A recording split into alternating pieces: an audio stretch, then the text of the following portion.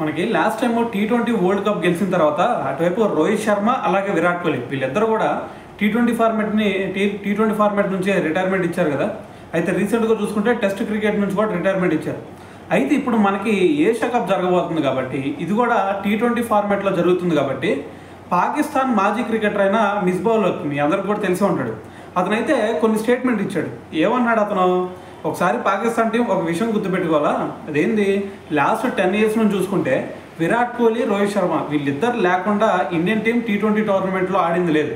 So ఇప్పుడు చూసుకుంటే మరి వాళ్ళిద్దరూ కూడా మరి ఈ ఏషియా కప్లో ఆడట్లేదు కాబట్టి సో ఇది పాకిస్తాన్ క్రికెట్ టీం ఖచ్చితంగా ఒక అనుకూలంగా మార్చుకోవాలా. ఎందుకంటే అంతకుముందు టాప్ ఆర్డర్ కనుక కొలాప్స్ చేస్తే ఆటోమేటిక్గా మిడిల్లో ఆదుకోవడానికి విరాట్ కోహ్లీ ఉండడు.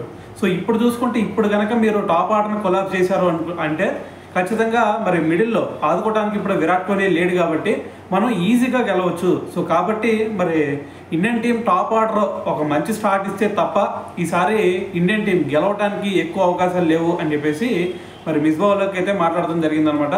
సో చూద్దాం, రేపు మ్యాచ్ జరగబోతా ఉంది కదా. సో మరి దీంట్లో మరి ఇండియా వర్సెస్ పాకిస్తాన్, సో ఈ మ్యాచ్ ఎంత ఉత్కంఠంగా సాగిద్ది, దాని తర్వాత పాకిస్తాన్ టీం కనీసం ఇండియన్ టీంకి పోటీ ఇవ్వగలిగిద్దా లేదా అనేది సో రేపు చూద్దాం.